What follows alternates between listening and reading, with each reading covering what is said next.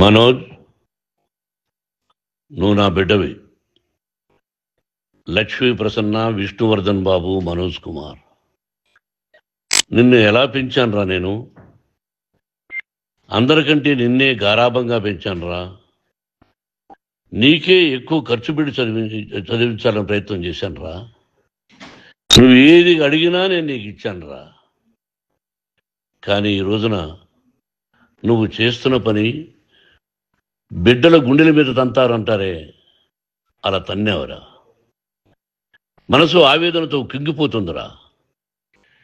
నేను మీ అమ్మ ఏడ్చుకుంటున్నావురా.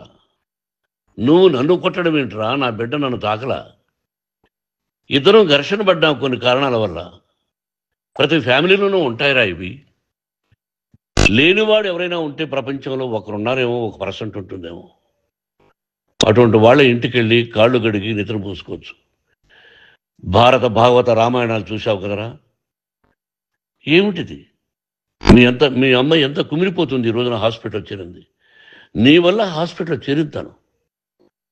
చూడు మనోజ్, నీకన్నీ ఇచ్చిన ఈ రోజున నువ్వు నా గుండెల మీద తనడమే కాకుండా అపకీర్తి తీసుకొచ్చావు.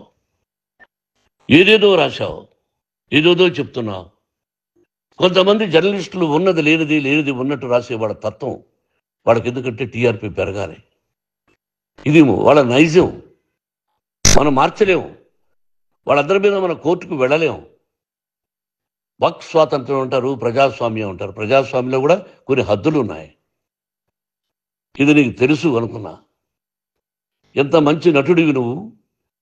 నీ భార్య మాటలు విని తాగుడికి అలవాటు పడిపోయావు. వింటున్నావా మనోజ్? ఎవరిని నమ్మాలో ఎవరిని నమ్మకూడదో పరిస్థితి తీసుకొచ్చావు. విద్యాలయాలు ఎంత గొప్పవిరా. మనం 25% కులమతాలకు అతీతంగా ఫ్రీ ఎడ్యుకేషన్ ఇస్తున్నాంరా. క్యాస్ట్ అనేది తీసేశాను రా 92లో ప్రాస్పెక్ట్స్లో. నువ్వు చదువుకున్నావురా. అక్కడ చదువుకున్న బిడ్డలు IAS, IPS అయ్యారురా. ఎంతోమంది గొప్పవాళ్ళు అయ్యారురా.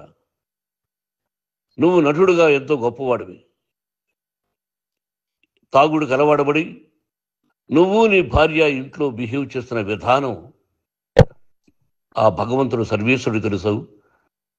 భగవంతుడు చూస్తున్నాడు రా. నేను తప్పు చేసినా, నువ్వు తప్పు చేసినా, ఎవరు తప్పు చేసినా. ఎంత అవకాశం ఇచ్చావు మాట్లాడుకునేదానికి అందరికీ.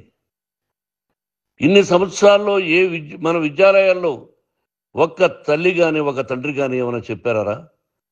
ఆ బిడ్డలు మన బిడ్డలు రా. మీరెంతో నాకు అక్కడ ఉన్నవాడు కూడా నా కూతుర్లు, నా కుమారులు. ఎంతమందికి ఫ్రీ ఎడ్యుకేషన్ ఇస్తున్నావు. వాడి దగ్గర ఏది ఆశించరా. నువ్వు ఎందుకు ఇలా తయారైపోయావు? ఎందుకు ఇంట్లో ఉండే పనివాళ్ళు అందరినీ కొడుతున్నావు? పనివాడు వాడు పని చేసుకోవడానికి మన ఇంటికి వచ్చాడు రా. ఆ పనివాడిని కొట్టడం చాలా మహాపాపంరా.